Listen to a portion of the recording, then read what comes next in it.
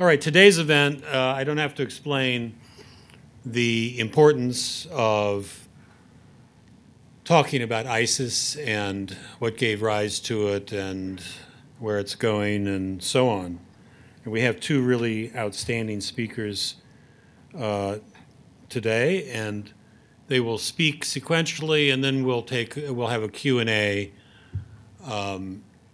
afterwards. And so I hope you'll be able to stay until 6 o'clock, which is our closing time. First up will be Richard Nielsen, who is an assistant professor of political science here, who came to us last year. Is that right, Rich? His dissertation and current book project is called The Lonely Jihadist: Weak Networks and the Radicalization of Muslim Clerics. Explores why some Muslim clerics adopt the ideology of militant jihad while most do not. And couldn't be more significant for this topic, obviously, but also what's being discussed today in the White House, encountering violent extremism. And our visitor today is Juan, who many of you know through his blog and his hundreds of thousands of Twitter followers.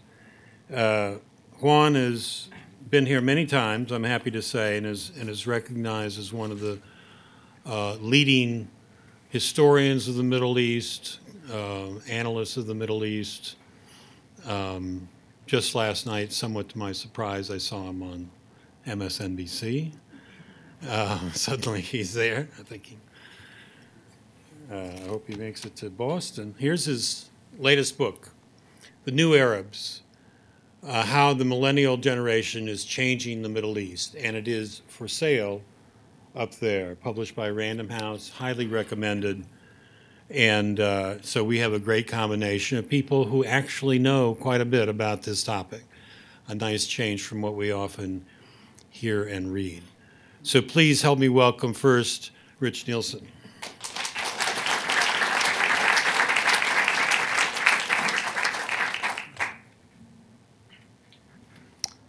All right, is the mic on? Okay, good. I like to move around, so I'm going to leave the podium here a little bit. So I think I have 20 minutes to demystify ISIS. This seems a tall ask. Luckily, Juan is behind me. I strategically arranged this so that he could clear up any misconceptions I introduce into the conversation. I'll give you just a little background about how I know about ISIS, so you have some sense of how to gauge where I'm coming from, the types of perspective I'm likely to bring. So I study the religious beliefs that motivate jihadism.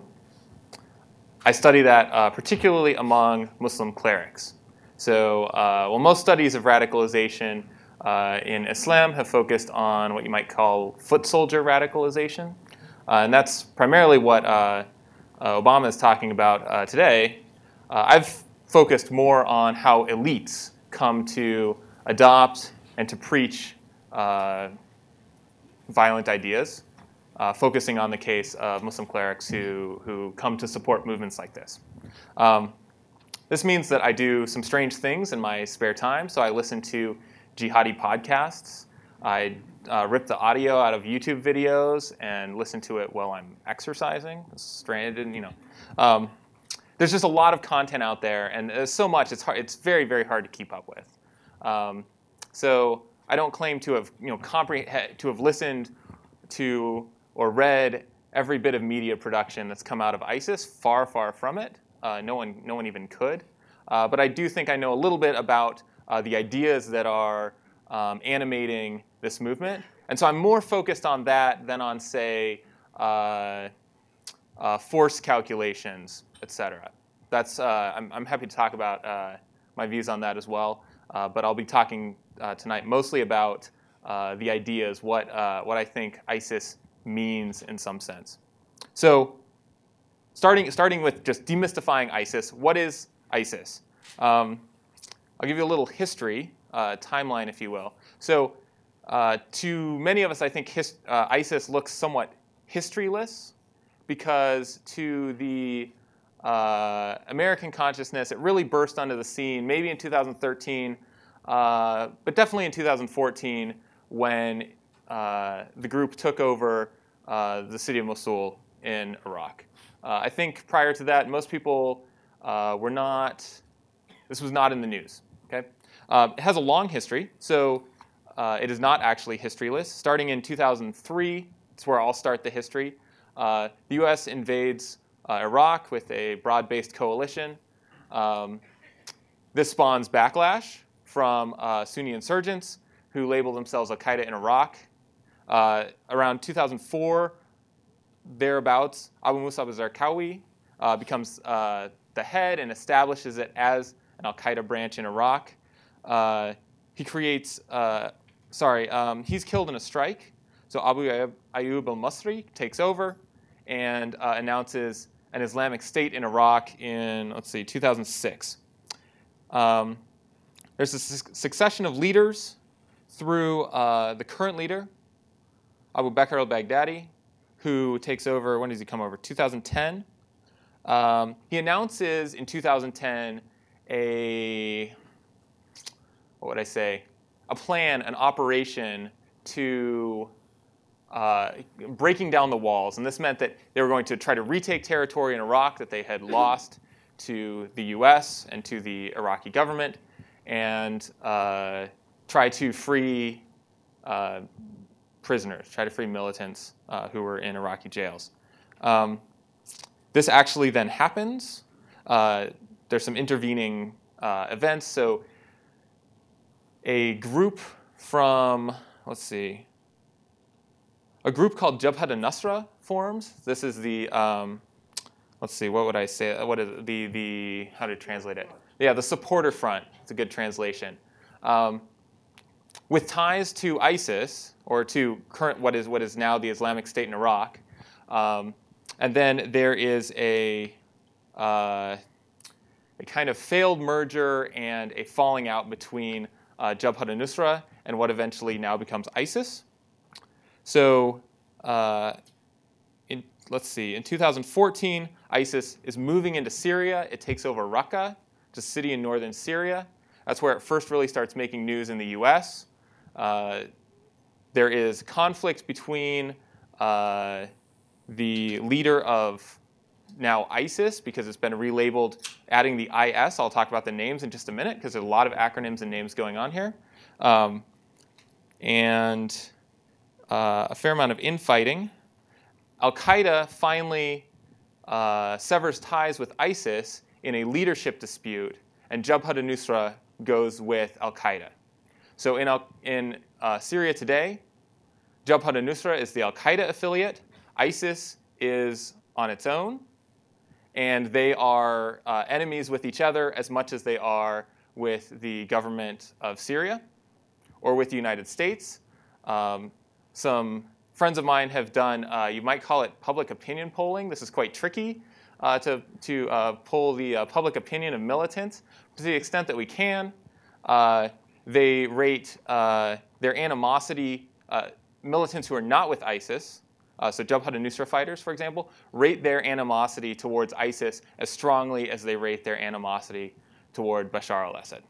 Okay, so these groups are fighting with nominally the same goals and with almost identical doctrines, but because of leadership fallout and disputes over whether ISIS can declare itself to be a state, they are at loggerheads.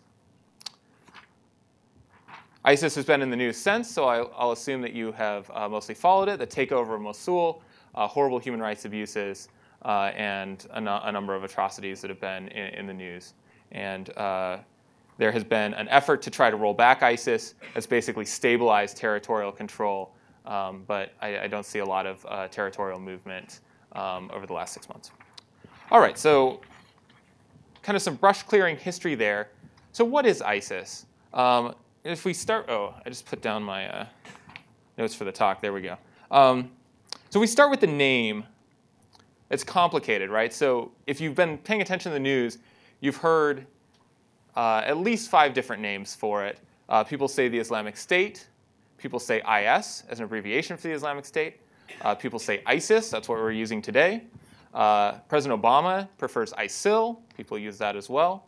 And then you may have heard some people start to say something like dash. And I'll talk about each of these in turn. So ISIS calls itself Ad-Dawla Islamiyya or Ad-Dawla al-Khilafa al-Islamiyya, and that means the Islamic State or the Islamic Caliphate State or something like that. And so this gets abbreviated to IS, but for people will say that it's because we don't want to acknowledge that this is a state, that we instead say ISIS. That can't be entirely true because ISIS is just the acronym for the Islamic State of Iraq, and many people will say Syria. I actually think it is instead Sham, which is the Greater Levant. So that's ISIS. That's where that acronym comes from. It's still, in the same way, acknowledging its stateness, I guess, if you think about the name as being important. That's why President Obama prefers ISIL, because Levant is a translation of the Arabic word Sham.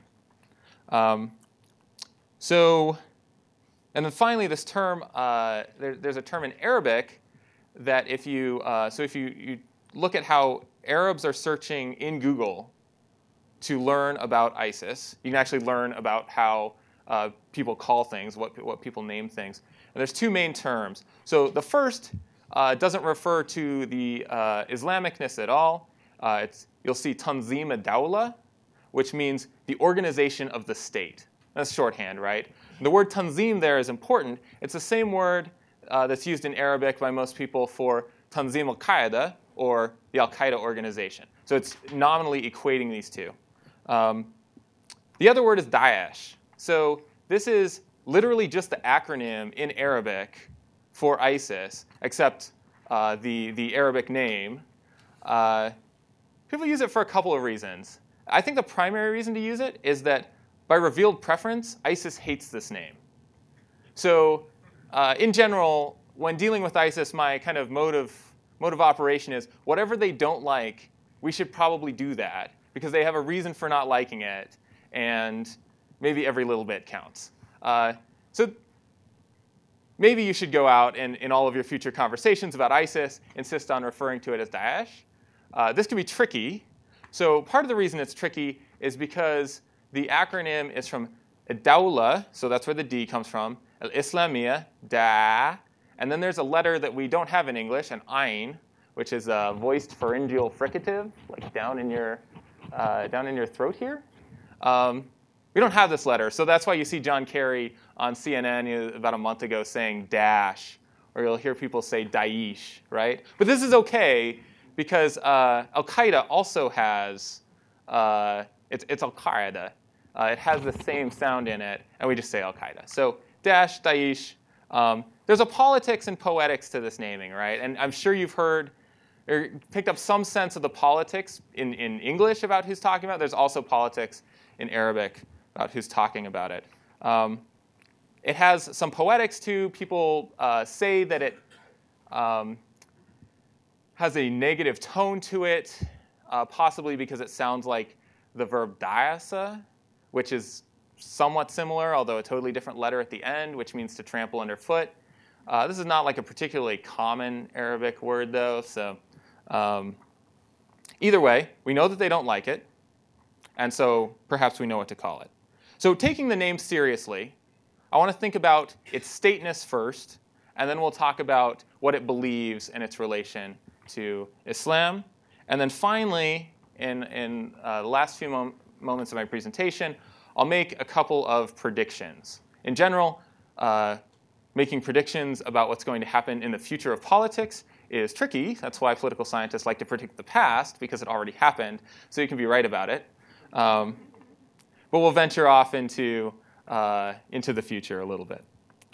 All right, so if ISIS claims to be a state, it's worth evaluating both of these terms. So to evaluate the stateness, I'm going to borrow an argument or a line of thinking from a friend of mine named Quinn Meekum, who is a professor of political science at Brigham Young University. He took the failed states categorization put out by the State Department and evaluated the Islamic State on 6 categories that we might think define stateness. And it was interesting enough take that I wanted to share it with you.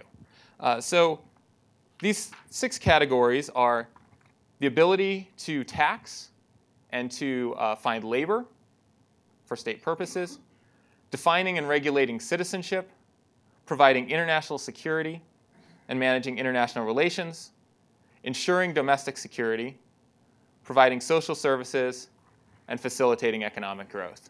So he actually gave scores for all of these things. I will report to you his scores. I don't entirely know by what process he arrives at these precise numbers. So we can think about, nevertheless, I think it's useful for being somewhat concrete about how close we think this thing is to a state. And keep in mind what the stakes are here. So at least in official rhetoric, the US government is not recognizing any element of stateness.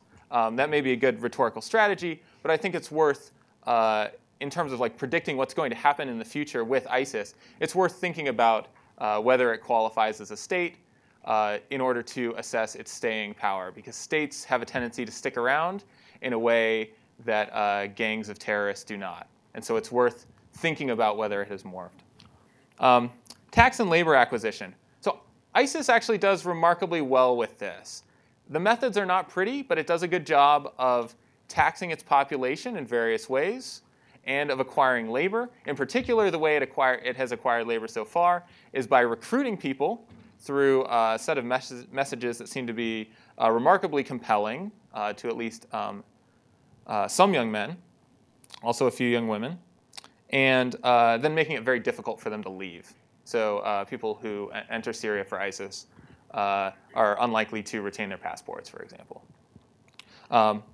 So we might say that my friend Quinn gives it a 7 out of 10 on taxing. They're doing pretty well. Defining and regulating citizenship. He gives them a 4 out of 10 on this. There's been some move towards thinking about what citizenship in the Islamic State would look like. There was a rumor about 4 months ago, that they were issuing passports. I'm not totally sure this is right because, as we'll get to in a second, the Islamic State doesn't really believe in the international system in the way that most of us kind of believe in the international system. So it doesn't think that international passports really have a lot of legitimacy. What would the terms of this citizenship in the state of in the Islamic State look like? Well, loyalty to the caliph. Privileges of citizenship include the promise of honor, power, and blessings from God. And the duties of citizenship would be to align with the Islamic State once the Islamic State has entered the territory in which the citizen lives. So there's actually a sense of like kind of extraterritorial citizenship. Managing international relations. So my friend Quinn gave a 2 out of 10. I would give a 0 out of 10. Maybe we could go to a 1 here. I think ISIS is doing a terrible job of managing international relations, partly because it doesn't believe in the legitimacy of the international system, and it is putting itself fundamentally at odds with every other actor, including the actors that even share most of the core tenets that it believes. And that's an unsustainable way to remain a state in the international system.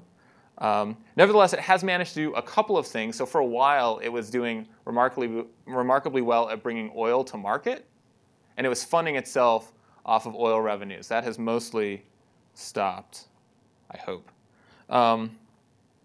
Providing domestic security. So domestic security for non-religious minorities in Raqqa and in Mosul is actually not too bad. Now, the enforcement, again, is very ugly. But that enforcement has basically cowed both kind of common criminals and potential rebels into inaction at the moment. So if you are a Sunni Muslim in Mosul, you're probably okay right now. They have a series of, they're not really a police force, but they have some police forces. They go around and enforce religious laws, for example. My friend gives them a 6 out of 10. On providing social services, what ISIS has done is it's come into cities. So when it came into Mosul, it took over the utilities and then is redistributing or reselling them back at lower cost.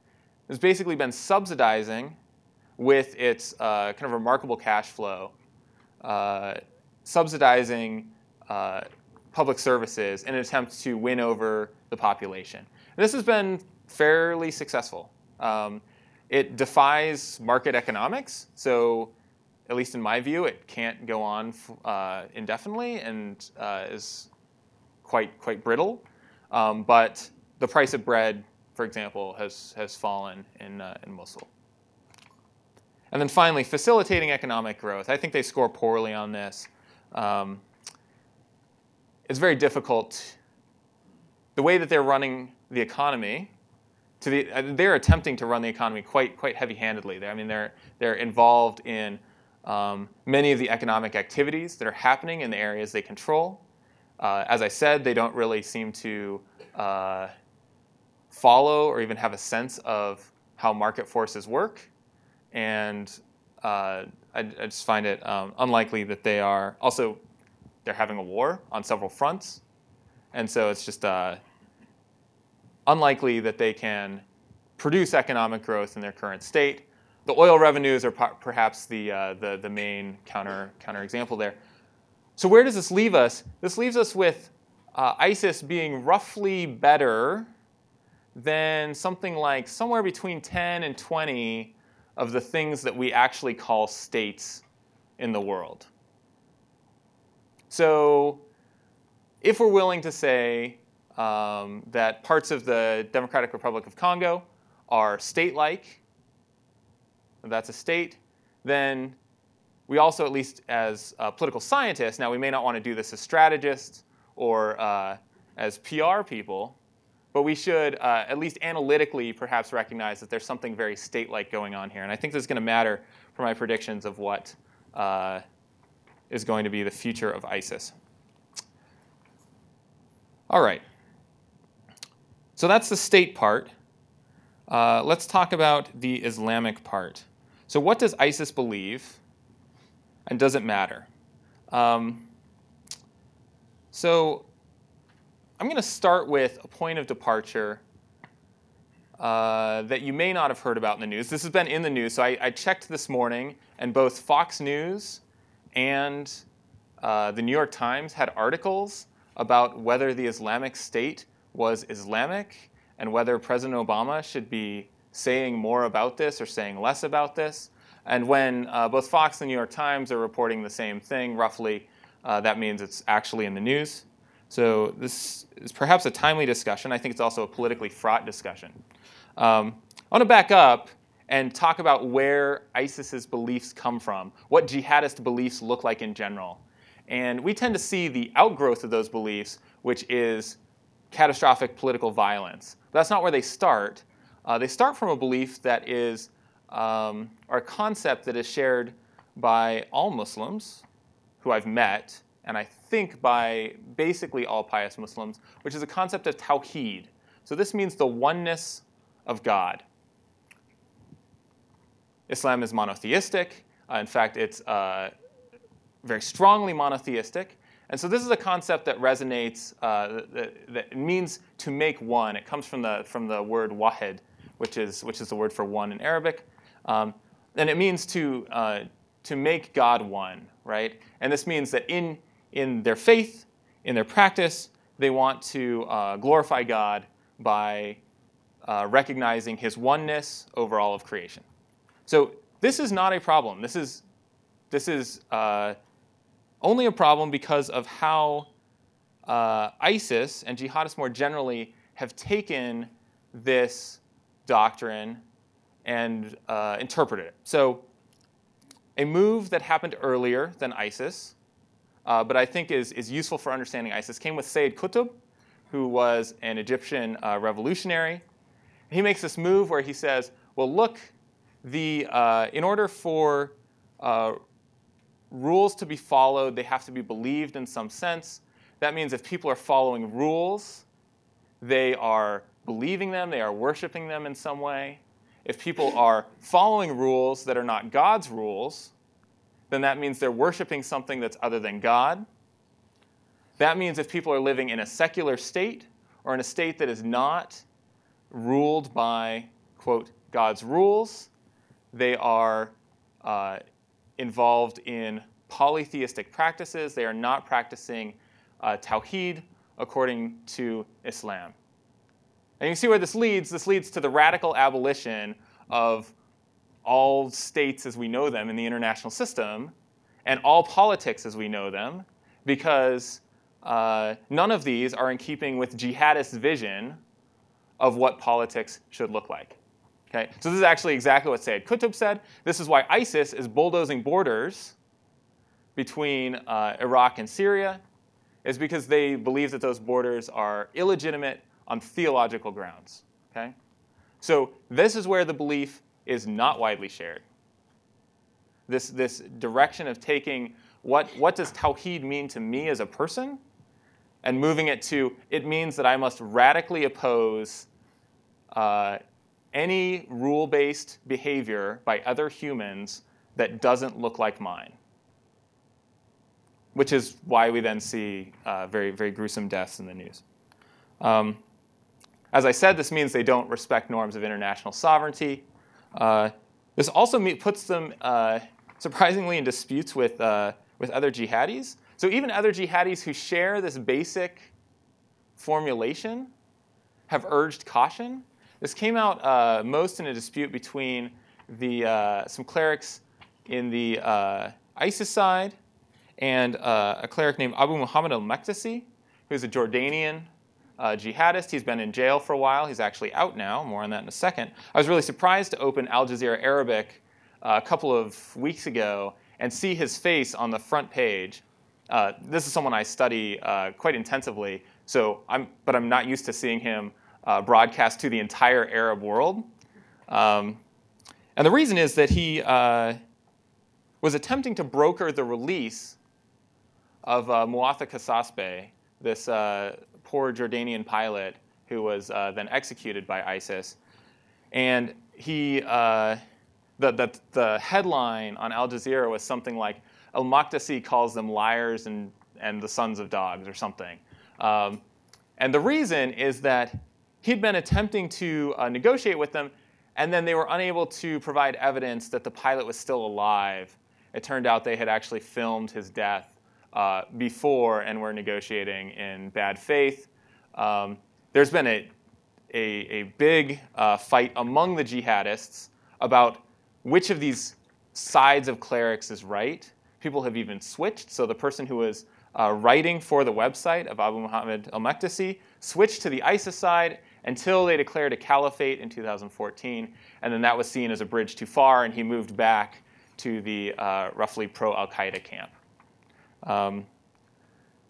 He's out of prison, and the reason, as far as I can tell, is that the Jordanians estimate that the most likely person to persuade people to not join ISIS is someone who has a high level of credibility because they themselves are a jihadist, but who opposes ISIS for other reasons. I think this is a risky strategy, but they didn't ask me.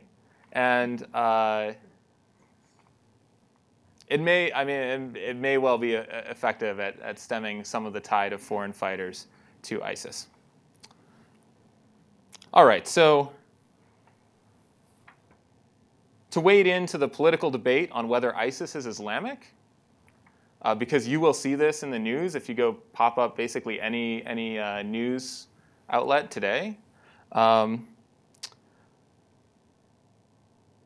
I want to be clear about what I think the word Islamic here is doing. Okay? So when people say ISIS is Islamic or ISIS is not Islamic, the word Islamic is doing a lot of work. And if we unpack what that work is doing, then we can come up with formulations that we may be comfortable with. We can come up with formulations that we may not be comfortable with. I'll tell you what I think I'm comfortable with. So I'm much more comfortable with a statement like so I'm quoting here, sorry, an initial quote that makes this claim is from an article in The Atlantic, which you may have seen just a few days ago. It's worth reading, I think. They do a really good job of explaining what ISIS believes. And then they have this quote, which I almost lost it on, but that's me. The reality is that the Islamic State is Islamic, very Islamic. And then proceed to say, well, we really need to be calling it what it is. And I think this is analytically inaccurate and potentially morally repugnant. So let me explain why I think it's analytically inaccurate. So the inaccuracy is that it implies there is some definition of Islamic when there is not.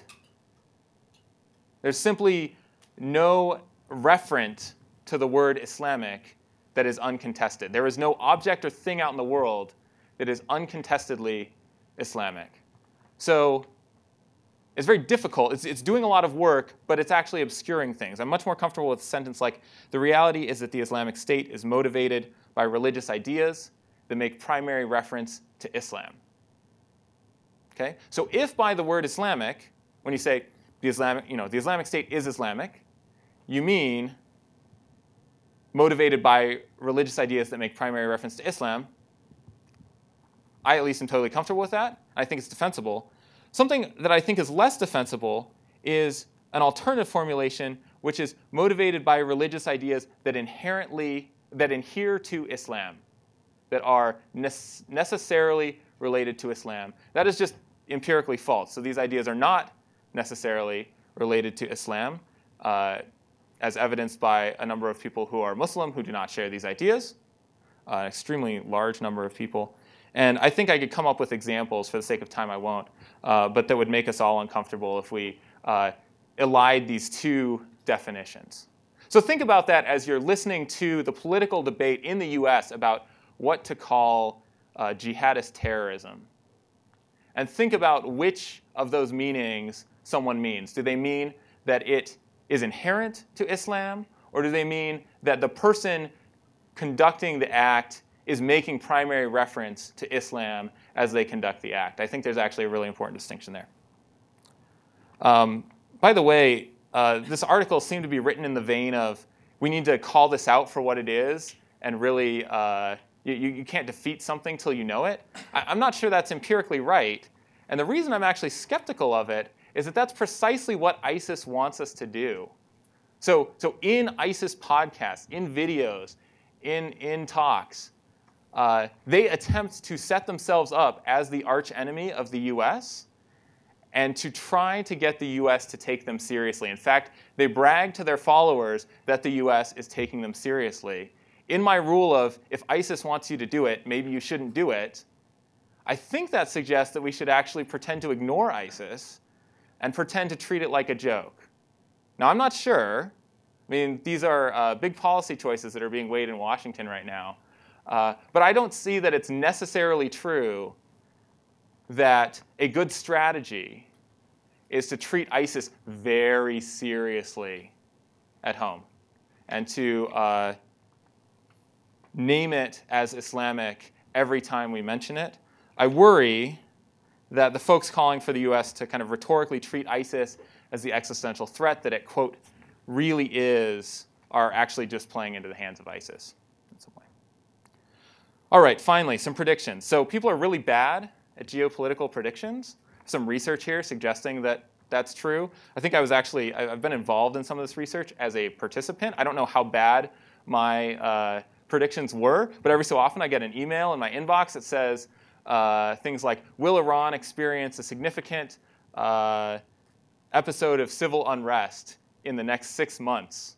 And I don't think I'm any better at guessing these than I was before. They do say that you can practice and get better at it. So the things that make for better predictions, according to research, are psychological factors like inductive reasoning, pattern detection, training in probability, which I guess I luckily have, and people who try to make more predictions and are willing to learn from their mistaken predictions. So I'm going to make some potentially pessimistic predictions and hope that I'm mistaken and will learn from them. The first is whether ISIS will be here in 5 years. So I would say yes, roughly 90% certainty. mean, the organization has existed prior to now for a long time. I think no matter what happens, it will morph and persist. Will it control more or less territory in a year? It's hard to say. I kind of want to say about the same amount of territory. I don't think much rollback will happen. I think they will also stop making territorial gains. This depends on some things. I'm much less certain about this. It depends on kind of what happens in Iraq. But I think my kind of 5-year prediction for what ISIS will look like is more pessimistic than many people's. I think it is likely, although not, and it's hard to put probabilities on it, I'd say maybe 40%, but that's more than I'd guess on any other outcome. I think it is likely that Iraq will manage to push ISIS out of Mosul, but that nothing will happen in Syria, and that Syria will remain a vacuum, and ISIS will keep carving out a thing that looks more and more state-like and is more and more a thing to be contended in the international system. I say that because of the thoughts I gave you earlier on the stateness of ISIS and on the fact that Bashar al-Assad seems to have no incentive at the moment to actually oppose ISIS because they're attempting to kill all of the people that he is also attempting to kill.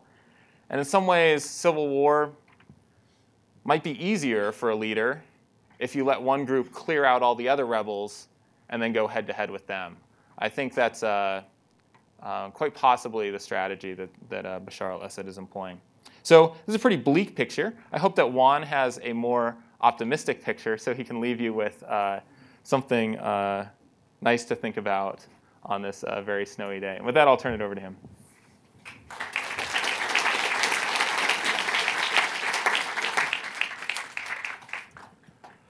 Well, thanks so much for that tour de force, and it's great to hear from someone who's immersed in the primary sources and following this on a daily basis. It's exactly what we're not hearing, I think, so much in the Atlantic magazine.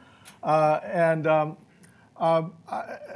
should say that this invitation for me to speak here originated probably with the appearance of my book last summer called The New Arabs, which is about the Millennial Generation in the Arab world. Something like a third of living Arabs are from that generation.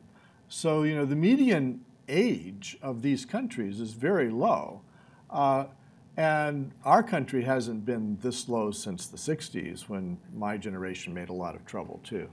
You know, when you have a big cohort of youth like that, it increases the possibility for them to make youth movements. And also, you know, youth, and many of the people in this room are millennials, they have many advantages in politics and society that they don't always take advantage of. For one thing, they don't have the slightest idea what can't be done. Like, you go to them and say, you can't do that, it's impossible. That means nothing to them. They haven't lived long enough to see what the limits might be.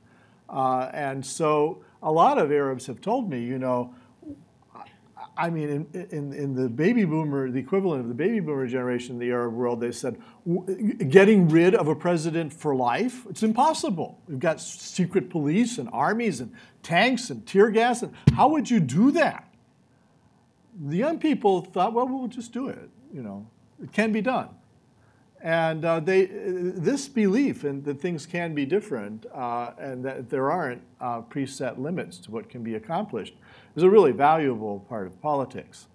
So I wrote this book about not about the millennials themselves, because as the anthropologist Pierre Bourdieu pointed out, you know, youth as a category is really kind of meaningless, because you have young fishermen and young farmers and young retail sellers and young computer specialists, and that they're all young may not tell you very much about them. It's a very limited identity marker. But I was interested in youth movements, of movements, social movements, political movements that identified themselves as being about the aspirations of this millennial generation. Let me let me end this show and see if I can get a browser here. Because I ran into good luck and bad luck with the publication of this book, because I started it when the people were talking about the Arab Spring, and people were very interested in what had happened in Tahrir and Cairo and so forth. And it took me 3 years to write it and bring it out. That's pretty fast for an academic. But when it came out, there was a little bit of a danger that it might, the public would have moved on and be really immersed in the Ukraine. As a current events historian of the Middle East, I was really afraid of the Ukraine. So luckily for me, the eyes of people were drawn back to the Middle East by the rise of Daesh, and that was good that they were interested in the Middle East. But then it was bad that they weren't interested in the youth movements I was studying. They were interested in Daesh, and my movements aren't anything like that. So I just wanted to show you my world here. I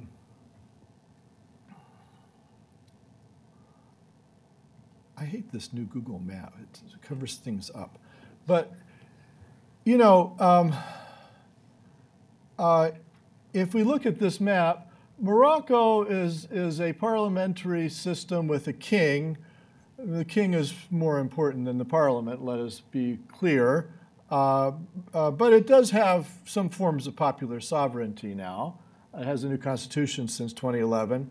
Algeria is a republic where the generals and the petro industry elite dominate, and which had a civil war between Daesh-like people and the elite in the 1990s, in which the secular elite won. Tunisia is now the only democracy in the only full democracy in the Arab world. Maybe you could count Lebanon as well. And the secularists, the nationalists who are against political Islam, were just voted in by the Tunisian people last fall. Libya, nobody knows what's going on in Libya. Egypt had a counter-revolution in which the military came back to power in conjunction with powerful economic elites to put the genie back in the bottle.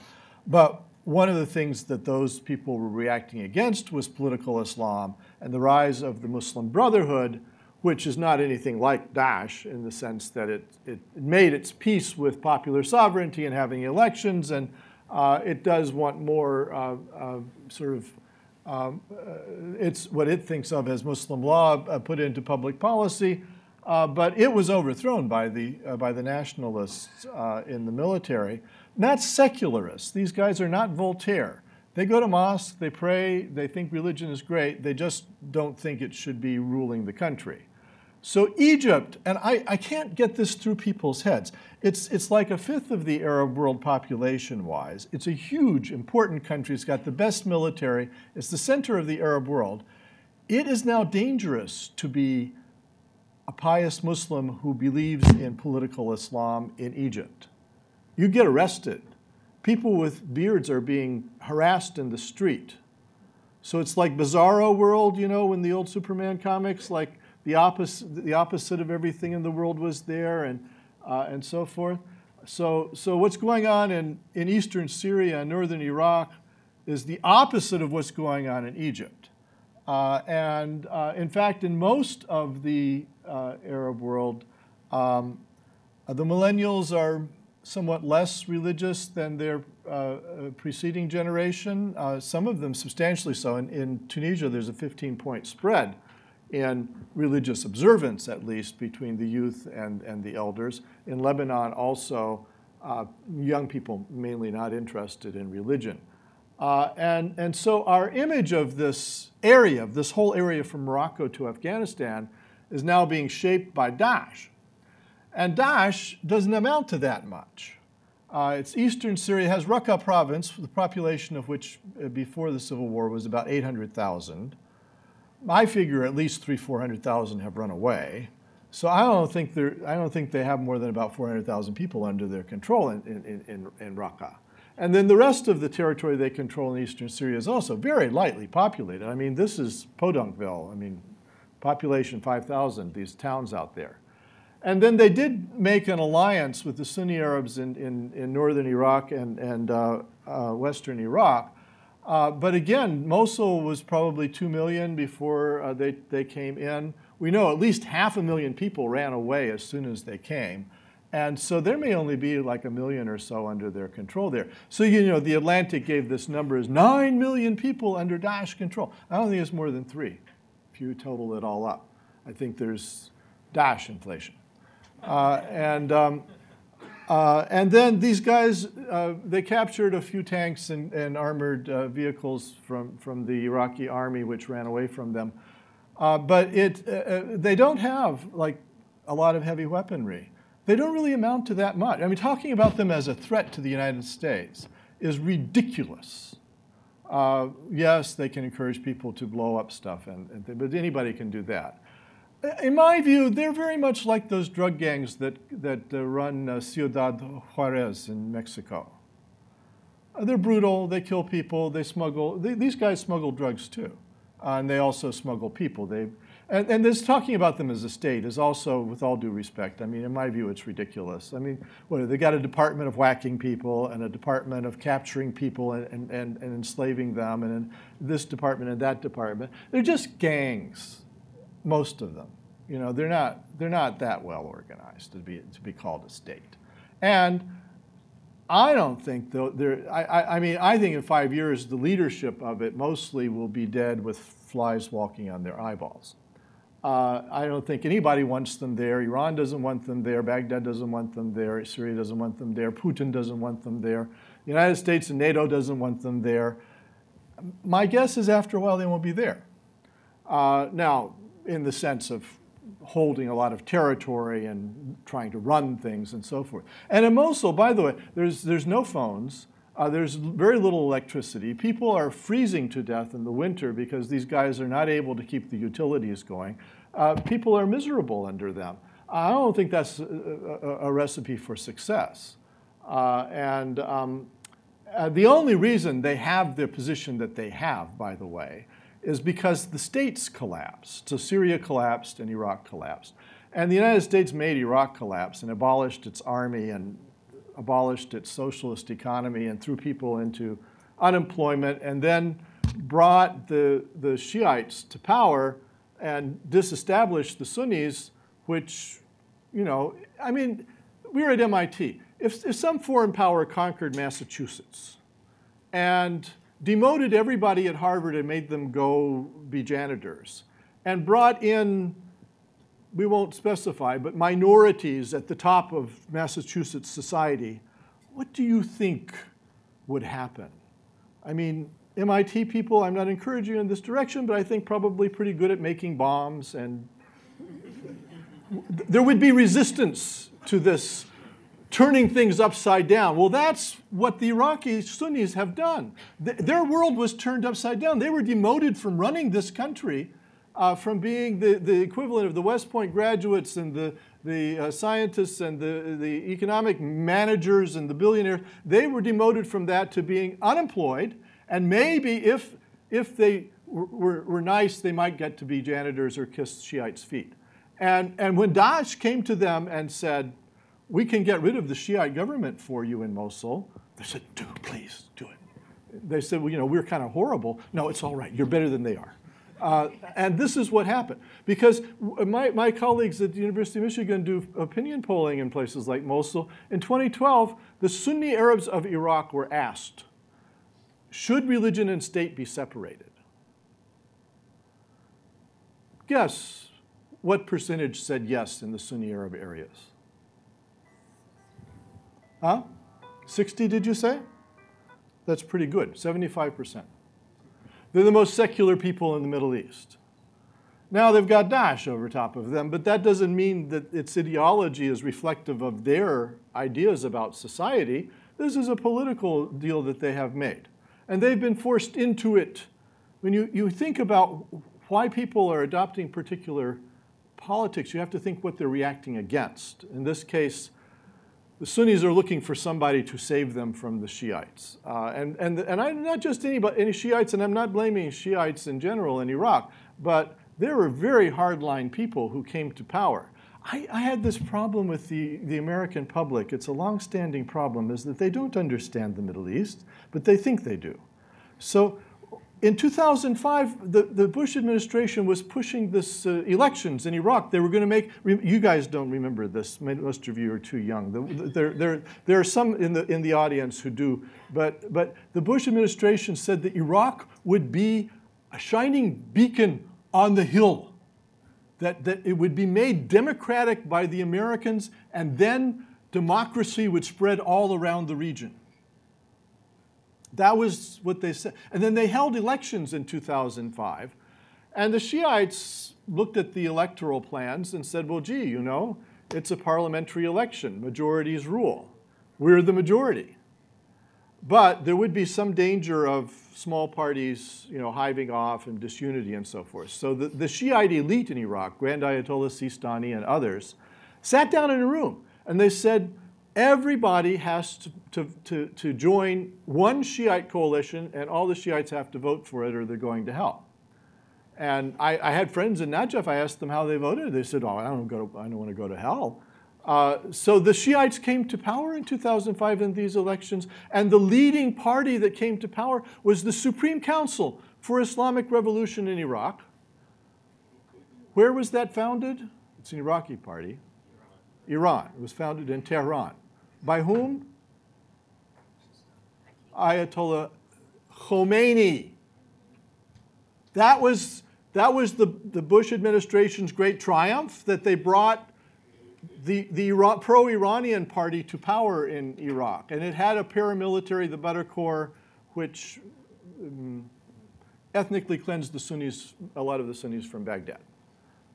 So everybody was writing me, you see, they had successful elections. I said, but the Supreme Council for Islamic Revolution came to power. That's not good. And one reporter called me and they said, now that the Supreme Council for Islamic Revolution in Iraq has come to power, this was a smart reporter, realized it, they said, what do you think they will want? So, well, let's start with the name. It was a Khomeinist party. So the Sunnis, you know, being largely believing in separation of religion and state and more secular and so forth, didn't like this, and maybe it increased their belief in the necessity to separate religion and state.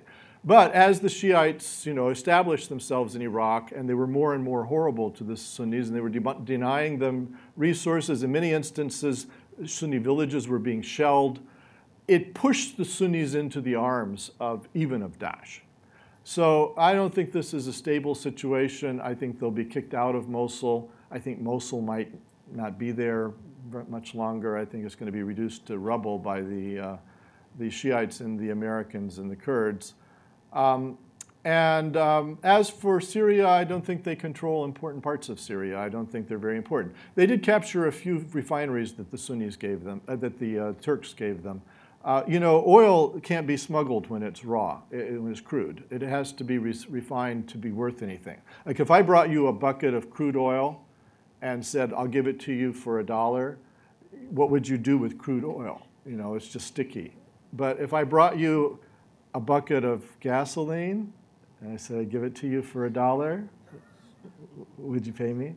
So there's 12 little refineries in the area that Daesh captured in Syria that it's running to then smuggle once you have gasoline, you can smuggle it anywhere. They smuggle it to Turkey, they smuggle it all around. And, but, you know, those will be destroyed. And after a while, it won't have any money. So well, the big story here, and let me just finish with this, is I think not Daesh, because in times of turmoil and social upheaval, and remember those 1/3 I said are millennials. They're like, in Syria were 400,000 people coming on the job market every year, and there weren't any jobs for them. The question is, why is there such widespread state collapse and power vacuums in this part of the world right now that allows then opportunistic groups like Daesh to arise. That's a macro question, but I think it's a question. I mean, I don't think I'm making the question up, because the state collapsed in Afghanistan, and of course the Soviet occupation contributed to that, but it hasn't been able to come back now for 20 years. I mean, it's weird. And then the state has collapsed in Iraq, the state has collapsed in Syria, the state has collapsed in Yemen. And let me just make some guesses. One is, I think, very, very large numbers of unemployed youth are there, and it's made those places difficult to control, high natality. You can't do rainfall agriculture very many places in the Middle East. So Lebanon, you can do it, and Turkey, northwestern Iran. But a lot of the places that I mentioned, like Yemen and so forth, they depend very heavily on irrigation, and they're arid. And they're running out of water in Yemen. And there's been a drought in this part of the world since 2004, which is very deep. So I think that the farmers couldn't make it in places like Syria, and then they become unemployed, and they go to the cities to look for day labor as construction workers. And then 2008-9 came along, and there was no international capital investment in things like building buildings. There's no work in Hama or Homs either. I think you've seen failed farms and the creation of an urban underclass, even just in the last 10 years, on a massive scale in a lot of these places. And it's a social science kind of phenomenon that the reporters haven't attended to so much. And then, of course, if farms are failing, if Syria was 50% agricultural before the revolution, then no taxes are coming in from those failed farms, and neither are taxes coming in from the people who went to become day laborers in the cities.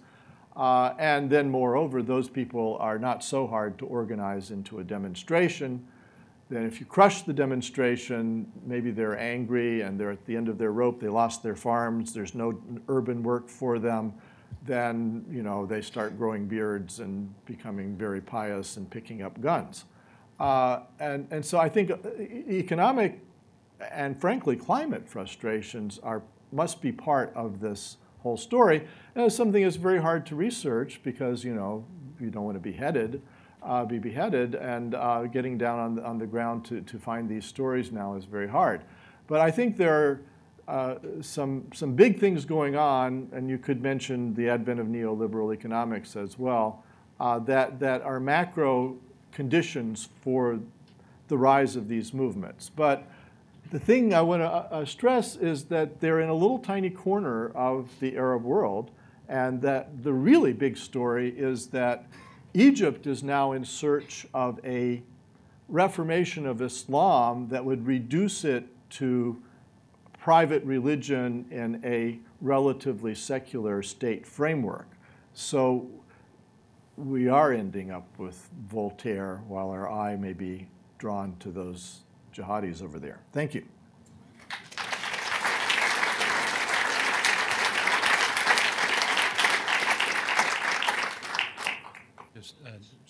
Just to dive right in, anyway, my name's James, and I'm interested in how either of you think an oil executive looks at the Middle East, and how the policy makers in the Obama administration and Dick Cheney look at the Middle East in relation to oil.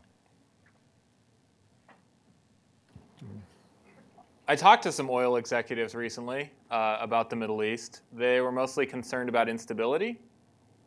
I think that's perhaps understandable. I think basically everyone I know who has any ties to the Middle East is concerned about instability at the moment. And I really have no private insight into what George Bush and Dick Cheney are thinking. So I'll fold on that question. Well, I think the tenor of the question might refer to the widespread conviction that the Bush administration invaded Iraq over issues in petroleum. I think that's not entirely true, or at least it's only partly true. And then there were allegations that the intervention in Libya was over oil, which is completely untrue. This area that we're talking about is diverse with regard to whether it has petroleum or not. So Egypt has almost none. And Syria also was pumping 400,000 barrels a day before the civil war. It's nothing to write home about. A couple wells in North Dakota do that. You can't read off American policy from petroleum concerns. In Libya, the old Gaddafi state had come in from the cold and was palling, Gaddafi was palling around with Tony Blair and Silvio Berlusconi, and had made its deals with BP and the big oil companies. So there would be danger if through a military intervention and a change of government, that those deals would go bad, that the ink wouldn't be worth anything on them. So I don't think that most American policy in the region is really governed by petroleum. It is in the Persian Gulf.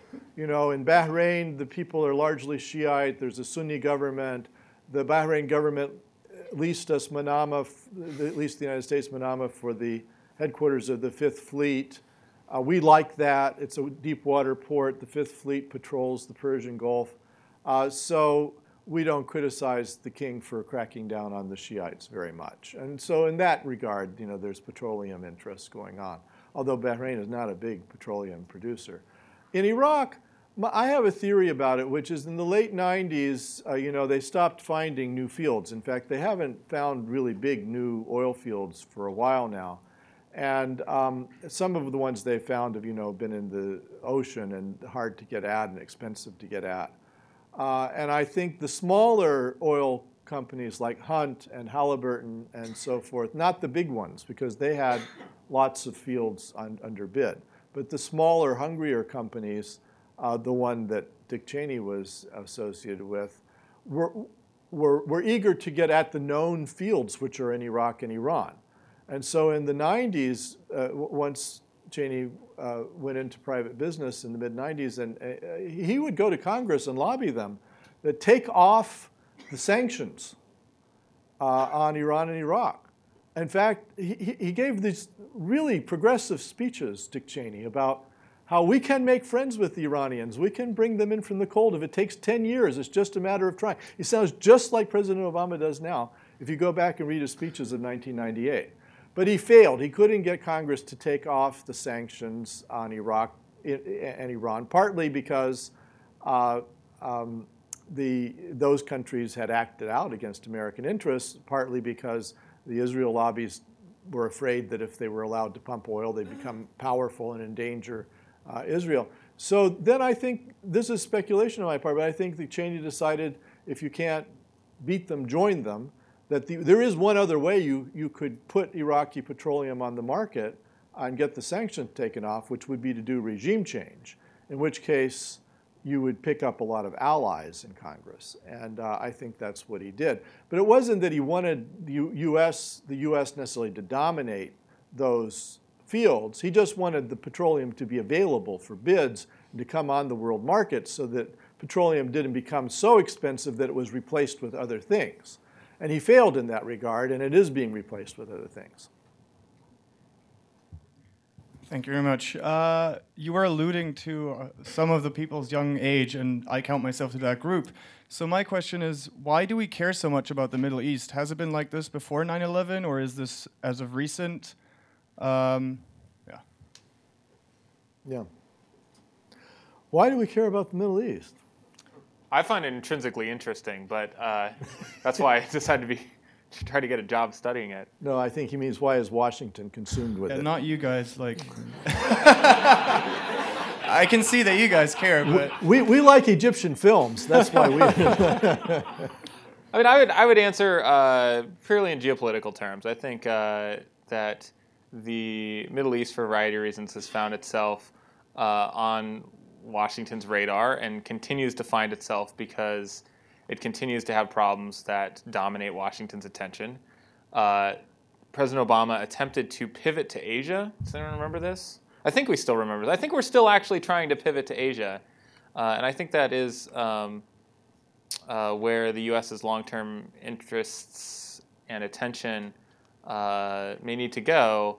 But, I mean, headline-grabbing events basically demand Washington response. My impression of Washington politics is that it is very hard to come up with long-term strategic plans, and it is easy to respond to what is in the news, and that's why it dominates much of our political discussion, even though it may not be the thing that should be dominating our strategic thinking for the next 20 years. We do about $400 billion a year in trade with the Middle East, almost all of it hydrocarbons. We do $1.2 trillion with the Pacific Rim. So logically speaking, we should be really interested, in Korea and the Philippines and China, and so of course many are. But why is Washington policy so concentrated in the Middle East? Well, I think it really does have to do, at least in the last 14 years, with the rise of al-Qaeda and the attacks on Washington and New York. That would rather concentrate the mind. I don't think it's only that, though. I think that actually, if you think about Washington elites as opportunistic and careerists, that you want to rise in your job, in the State Department or the Defense Department or whatever it is, you need as a superpower places you can play, areas where a superpower could intervene and make a difference, and where the cost of intervening is relatively low. So you can't intervene anymore so much in East Asia because the Chinese, you don't want to tangle with them if you don't have to. Whereas the Middle East is full of these little dinky countries that were created by colonialism, Tunisia and Qatar, and Qatar's native population is like 250,000. So I don't know, it's like Medford or something. I mean, so these countries, are tiny. They don't have much in the way of armies, and they actually, many of their local elites don't mind playing with a superpower. They would even plead for it to come in because they could use it against their enemies and so forth. So I think it's open to this in a way that maybe the more developed economies and countries of East Asia are not so much. And then it is an area of strategic importance. The Suez Canal is important. About 10% of world trade goes through it. And world trade is not that kind of thing like it's serial 1, 2, 3, 4. It's exponential. So if you cut off the trade through the Suez Canal and you had to incur all of the expenses of going around Africa and so forth, it would be a significant cost to the world economy. So you don't want that to happen. You want the Suez Canal open. Likewise, there's trade through the Persian Gulf up into Iraq and Syria, which is now largely cut off, and that's undesirable. So there are reasons for this. Whereas, apparently 4 million people were killed in the Congo in the late 90s, and it wasn't like reported in American news. So it's not just crisis that's driving the United States in. There are other things as well. Thank you. Well, it's probably not surprising that The Atlantic and other publications are trying to link Islam with terrorism, since they're virulently pro-Israel publications. You have to ask, at the same time that the Islamic State in the Levant is annexing territory, Israel is continuing to accelerate the Jewish state in the Levant is continuing to annex even more territory in its own area. So what we're seeing here is both the spectacle that Israel seems to enjoy of Arabs killing Arabs, but also a diversionary incident and wider conflagration that's allowing everyone to take their eye off the ball in Palestine, and for Israel to continue to accelerate making facts on the ground. So we can't lose sight of the conflict that's been the most enduring in the Middle East over the last half century in favor of continually putting out the flames of these regional and short-run upheavals, can we? Oh, there was a question at the end of that? I think it was a comment. Yeah, no, that's a question. Can we lose sight of the importance, salience of what's happening on the ground? So I would hope that the United States has the capacity to engage in foreign policy on multiple channels at the same time. Sometimes observing Washington, I find that not to be the case, but I'm sure it's being taken care of right now. The U.S. tried to start a peace process, which Steve here knows much more about than I do, certainly, and I think was unwise to start it when it did, just because you had the most right-wing government in Israel's history, and you had a divided Palestinian polity, and predictably it crashed and burned, and probably the crashing and burning of that process last April fed into the tensions that then eventuated in another conflagration. It's a very bad situation. It's an explosive situation. I am not sanguine about it. I think you could very easily have a civil war in the West Bank. I think we are talking about a region which is prone to societal and state collapse at these moments, and that we heard in the last presidential campaign a recording of a private talk in which Governor Romney suggested that the best thing the U.S. could do is to kick the can down the road.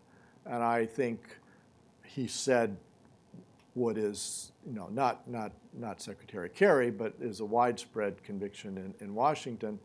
And I think it's a very unwise attitude to take. I know that there are domestic and other political consequences of taking on this issue, but I think it is an explosive issue, and it's not going to go away. It's going to get much worse.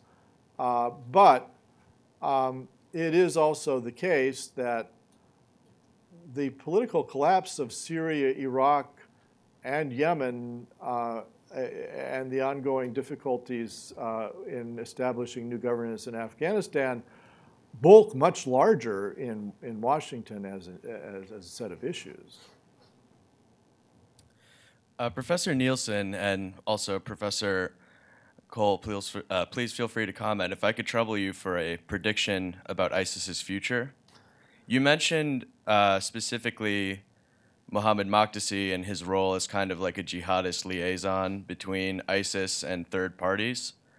And I was wondering if you had any particular predictions about the relationship between ISIS and people like Makdisi and the more mainstream al-Qaeda organizations that have been in the news in recent years.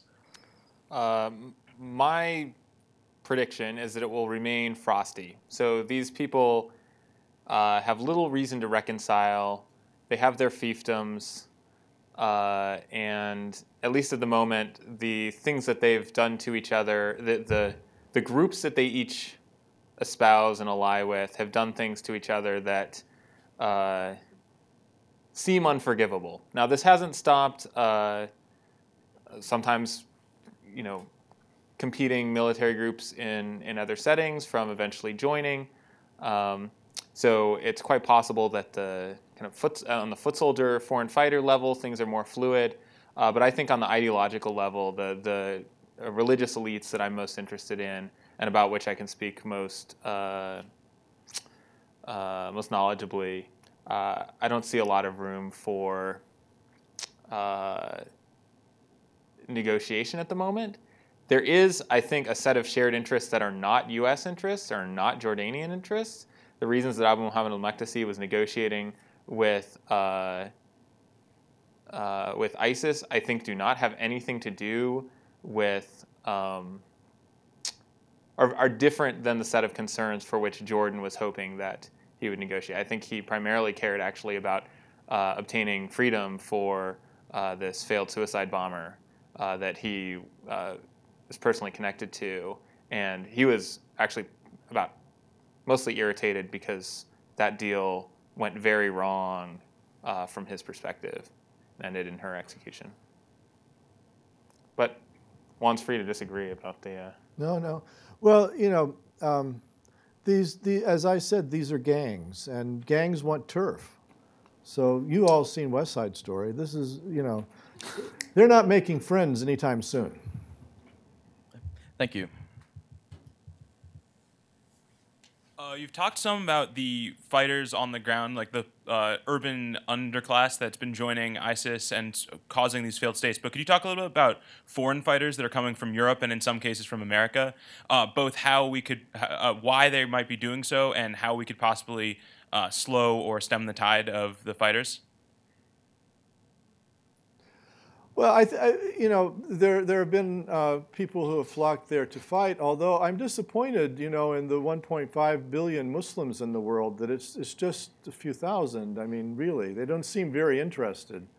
And I think that there's a problem, a little bit of hype and proportionality here. David Cameron, the Prime Minister in the UK, gave a speech in which he thundered that 400 young men from Britain had gone off to join the fighting in Syria. And that is a security concern. You know, those people are getting training and munitions, and they could come back even more angry and radicalized and so forth. That I don't mean to downplay, but it's 400. They're like, the UK Muslim community has doubled in the last 15 years, and they're up to about 3.7 million. So 400, I mean, 400, you could get 400 people to believe in anything. They had that cult in California where they were supposed to commit suicide so they could catch a ride on the Meteor. And then they got 40 people to commit suicide. Well, 40 is 10% of 400. I mean, it's not significant as a statistic to say that, you see. And the numbers from each individual country of young men who go there to fight are relatively small. And so I think there's, you know, that as a consideration has taken on a life beyond the facts on the ground. Why do they go? Well, some of them are discriminated in their societies and are angry, and this is a cause that they feel they could join. A lot of Tunisians have gone from Western Tunisia, and if you've ever been to Western Tunisia, you don't have any difficulty at all understanding why there's no jobs, and they're the lowest of the low in their society, and so forth. But I think, you know, it's also the case that too much can be made of their piety, and I think the Atlantic article indulges in this. Sure, they say a lot of religious slogans, and they are adopting what's called a Salafi style of life. It's modeled on that in Saudi Arabia of extreme Puritanism. Although, you know, I don't know how the extreme Puritanism and the drug smuggling and the slave girls all go together, but apparently it works for them. But I think you have to understand, a lot of these guys are 17 and 18-year-old guys. They're going for a fight, and they're also going for the girls. And, you know, I was in Beirut in the early years of the Civil War, and I knew people who had joined guerrilla groups. And I talked to them, and they said, you know, this khaki and the machine gun, these are babe magnets. I've never gotten as much. And I think, you know, the motives for these people to go there are various, and many of them have been deeply disillusioned once they got there. And one young man came back, he said, they made me wash dishes. They gave him, you know, kitchen police duty, and he was upset. He wanted to fight, not be KP. So I think, again, I don't understand the hype around ISIL. It's not mysterious. And, you know, we had that Khmer Rouge in Cambodia. There were 6 million people in Cambodia, and they whacked 1 million of them. And nobody here even, I mean, it like happened on another planet. This Vietnam War was over. We didn't want anything to do with Southeast Asia. And there weren't any debates, you know, are the Khmer Rouge really communists? Do they do this because they're communists? You know, this hysteria around ISIL, I think, has to do with the political opportunities that it presents to Washington elites. I think in the interest of time, we'll keep going with questions. I'm very interested in the issue of the Middle Eastern youth and the U.S. influence on that. And there's an argument to be made that the U.S. military strategy in the Middle East has largely become dominated by basically giving broad discretion in a hit list or a hit book to the special operations community, who, you know, carry out primarily night raids, which leave a lot of young, you know, Middle Easterns with vivid memories of being woken up in the middle of the night and the bearded Americans coming in and killing members of their family, including their brothers and sisters. Do you think that this poses any significant risk for in a war that's already been going on for a decade, a surge of radicalization maybe 10 years from now amongst the youth that are seeing what we're doing in the Middle East? So I'm not sure numerically that I think raids by American secret operatives are going to drive a wave of radicalization. I mean, I'm not privy to, particular insight about how often those raids happen, but numerically, I think they're very small. I am concerned about a lost generation of Syrian young people, for example. The things that have happened in Syria are just beyond devastating. And as Juan points out, ISIS is a part of that, and perhaps a small part. The devastation is certainly not confined to Raqqa, where ISIS, has its capital. And I really, I do fear what happens when you take a generation of young people and completely remove their future, and what they're looking forward to is living in refugee camps on the border of Turkey in perpetuity. I mean, it's difficult to think about where to go from there. I think it's also difficult to mobilize political will to deal with a problem like that until it becomes too pressing and too late. I'm just a load of optimism today, aren't I, guys? Could I just say that similar things were said about the youth in Lebanon and Beirut in the Civil War years between 75 and 89. And people worried that, what will this do with their psychology? Because horrible things were done. I won't go into the details of it. They were horrible. You don't actually, however violent the movies are that you see, you don't actually see what this looks like on film. Actually, the Lebanese turned out all right. In fact, you could argue that there were very strong pressures in the last 4 years for Lebanese to pick back up arms and to go at one another, and that they've resisted this just because they know what that looks like. So maybe the next generation of Syrians, having lived through this, will be wiser. Thank you. So there's a bit of two conflicting images like you see in the media. One is you see sort of ISIS, you see rape camps, and you see, you talk about slave girls. There's that image.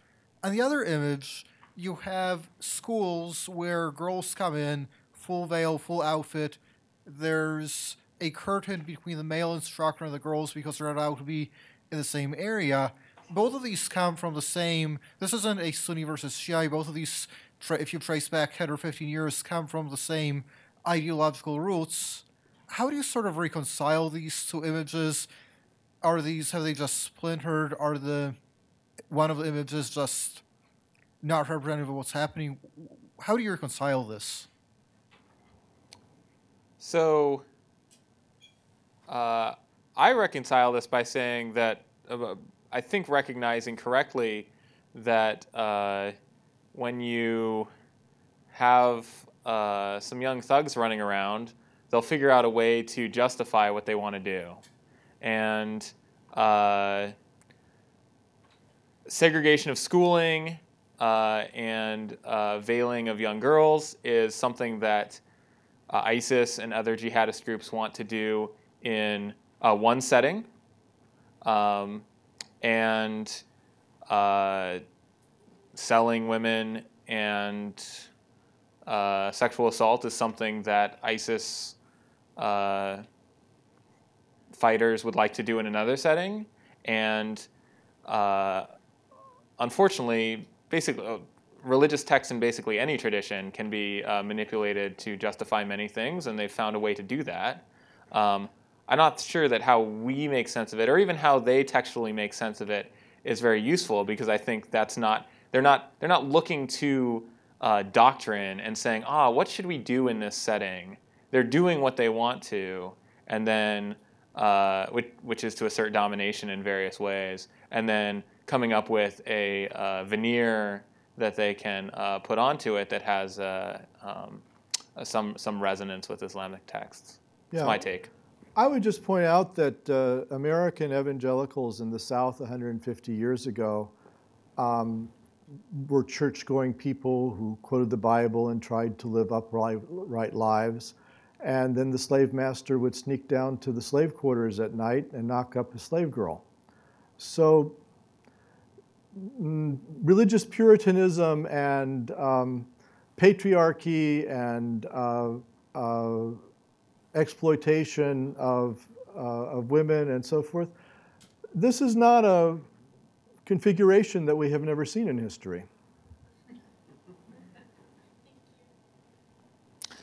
All right, and with that, I think we're out of time. Thanks, everyone, very much.